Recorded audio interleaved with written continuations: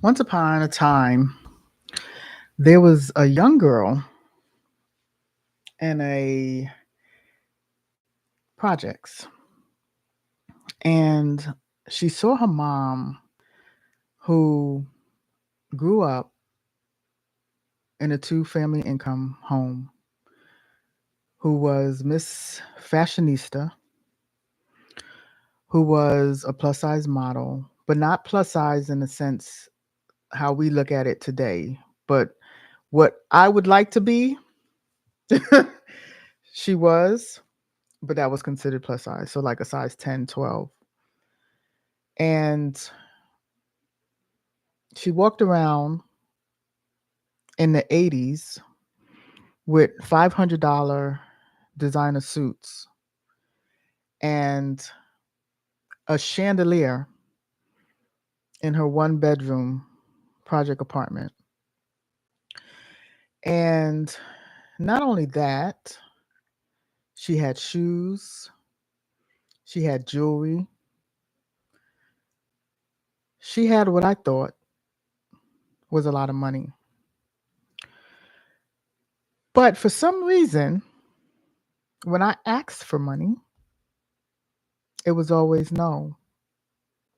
It was always, I don't have it. And so growing up, money for me was not the easiest to come by, although I was taken care of. So it was not the easiest to come by in my hand, although I was taken care of. And when that little girl, aka myself, little Imani, asked to get a $40 Cabbage Patch Kid, the answer was no. And I didn't understand how I could watch her purchase a $500 red suit, right? So skirt with the jacket.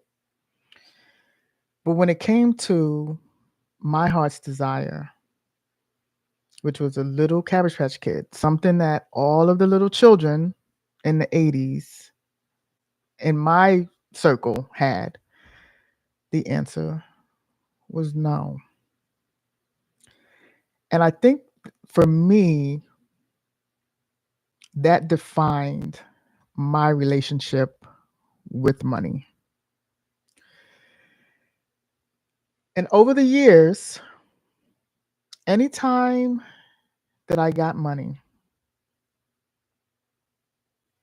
I became the person that either one, spent it on herself, aka selfish, or two, put it away.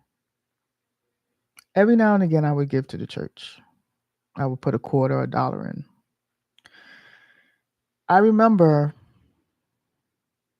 being a little older, and now I'm living in South Carolina with my grandparents and asking my grandfather, who raised my mother, for money and watching him give my other cousins money, but at the same time, watching him say, "Oh, well, I need biscuits are making. I need clothes are washing and hung out on the line. I need my bathroom cleaned," and not understanding why my cousins could have their hand out and he easily gives them money, but why when I asked for money, it was, I need this done. I need this done. So what did that do for me? That said, Imani, you have to work for your money and you have to work hard for it.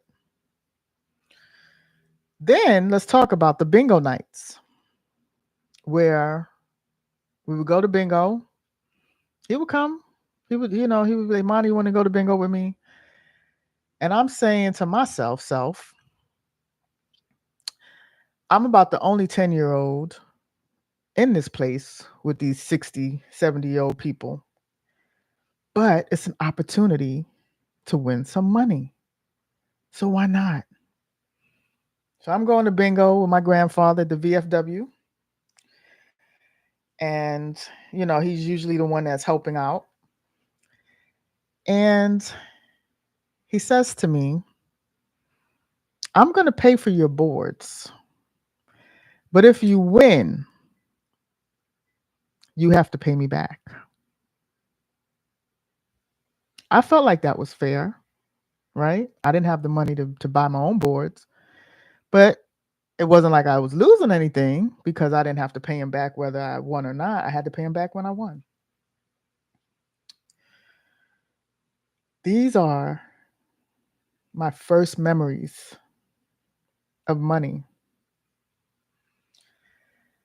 And I want you to look at your first memories of money because I'm about to break down what these things did for me and why it is that as I got older, I am responsible in that way with money. Let's start with mom. So, mom showed me that mom can get whatever she wanted to get with money. Mom showed me that as long as she went to work, as long as she earned her paycheck, she was going to buy what it is she wanted. Was mom always responsible with money with her bills? Well, I can say this. I don't remember ever being out of the home because of her not paying bills. But I do remember refrigerators that were empty because mom was not a bulk shopper. So it was like a day-to-day type of thing. And I remember mom, you know, I remember mom doing some nice things for me as far as like my hair is very thick as you might be able to tell. So mom took me to a high-end stylist that used to do New York fashion runway models hair. Mom took me to get, my nails done. And mom dressed me, in fashion ways. I remember those things. So I learned from mom to be quite selfish. And there's some good and there's some bad from that. The good is using your money for the things that you love, which I always preach about, right? So if you want to circulate your money, you want to circulate it on the things you love. What's the bad that I learned? I learned that sometimes being too tight or only purchasing when it benefits you is not always a good thing. Let's go to grandpa. Watching my grandfather give my cousins money without them having to work for it did something to my psyche. It did something to my psyche. It made me feel like um I wasn't worthy of money coming to me with ease. But what did it do for me? Let's talk about that. It made me appreciate money, right? What I can say is because of what came along with the money that he gave to me, meaning you have to do some work for this money. Or check this one out. If I give you this money for this bingo card, you have to pay me back. It taught me some serious discipline because what I can say the difference between myself and the cousins that I saw him hand out money to is they're not disciplined with their money. And so as adults, they're not in the best financial situation. And as adults, they probably work harder than I do, but that foundation wasn't laid for them. And on the flip side, as you guys know, I'm building a business. Revenue flow has not been the easiest, aka mommy issues, right?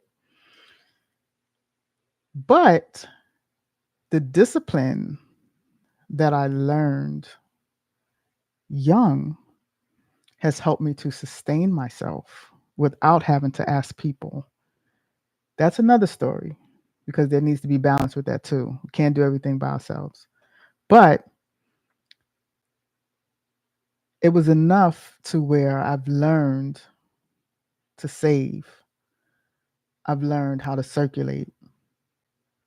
I've learned how to pay things back. All of that created who I am mentally, subconsciously, in regards to how I deal with money. And so, why is it that your finances and your flow, or the flow of your finances, don't work, or they're out of whack, or you feel like sometimes you got everything together and then in the next breath it's falling apart again? I want you to take a look at your first memories with money. What did you learn? What was taught to you? And if you didn't learn it, right?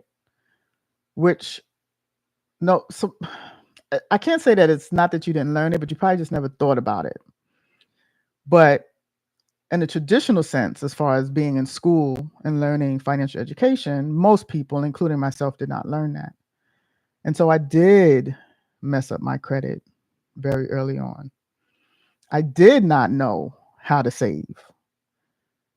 I did circulate my money in ways that I probably could have circulated my money a little better. But I want you to take a look at your situation and go back to the earliest memories of your money. Because if you didn't watch my other video, my last video, which for the first 13 minutes I was talking to myself. I mean, I had a viewer or two, but I did not realize that my microphone wasn't on. So I said I was talking to myself because no one heard it. No one heard what I was saying. My microphone is on now, so that's a good thing. But I'm hitting with the root causes, because the one thing I know is that when you identify the root issue, you can fix that root issue and you can become better with managing your finances. You can become better with investing, because the goal, everybody, and me and my daughter, we've been talking about this a lot because we are really on this elevated wavelength, right? The goal is to be able to make money while you sleep, recurring revenue, without having to pick up a finger, a phone, an eyelid. That's the goal. But if you don't get your finances in order, you can make money all day long. And I see it all the time. You can make a lot of money all day long. But is that money going to make money for you? Is it going to be out of your hands and in debt and tied up in places that it shouldn't be tied up in if you don't fix this situation? So I love doing these lives. To me, it's just more natural. It's something about having to edit and try to be your best on the first take. No. No, I don't wanna edit. I don't wanna edit. I wanna come rough, real, and raw. That didn't sound right. But I want to, come to you guys in a way where truth is being told, authenticity is here, and I'm just being as real as I can be because we all know the type of situation that this state country is in and will be in. And I'm telling you, you want to be comfortable regardless because we have so many things that we have to go through and process on a daily basis. You don't want to have to be thinking about your finances because when you think about your finances and if it's strained, if you're struggling, you start making wrong choices, bad choices, and that's not good. That's not going to help anybody. So, I have a meeting. I'm going to get off right now, but I hope my story helps you think a little bit about your story or a lot of bit about your story so that you can get down to the root of things. And if you haven't already subscribed and liked the video, please do. And if you need help with the root cause and going through that, I have programs that will help you get down to the root cause of not just your finances, but your life. And I'm willing and ready to help you along that path because that's the other thing I realized this weekend. That is my blueprint and my path. And what God brought me out of is what I'm supposed to be helping others with. So I'm here to help you. Till next time, thank you for watching, and I'll talk with you later. Take care.